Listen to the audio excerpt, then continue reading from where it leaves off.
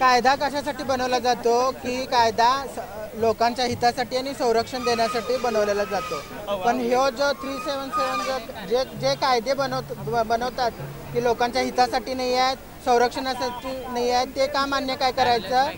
कारण हा जो 377 कायदा आहे हा ब्रिटिशांच्या काळात ब्रिटिशांनी बनवलेला आहे। आता ब्रिटिश भारतातनं जाऊन 150-200 वर्ष झाली तरी सुद्धा हा भारतात कायदा आहे आणि ह्या कायद्याला नास फाउंडेशननं याच्याबद्दल हे केलेलं विरुद्ध केलेला आणि 2009ला हा दिल्ली उच्च न्यायालयामध्ये कायदा 377 रिडाऊन करून आम्हाला समलैंगिक संबंध करणाऱ्यांना LGBT ग्रुपला मान्यता दिलेली आणि परत आता दिल्ली सुप्रीम कोर्टानं त्याच्यावर त्याला गुन्हेगारीमध्ये घातलेला आहे, क्रिमिनलाइज केलेला आहे। त्यामुळं काय होणार आहे की LGBT ग्रुपवर हिंसा, अत्याचार पोलिसांचा असू देल, इतर लोकांचा असू देल असं होणार आहे। आणि भारत देश मुळातच प्रेम करणारा देश आहे आणि आम्ही प्रेम करणारी माणसं आहे आणि आमच्याबद्दल मग 10-10 वर्ष शिक्षा तुम्ही कसं हे आम्हाला मान्य नाही आहे।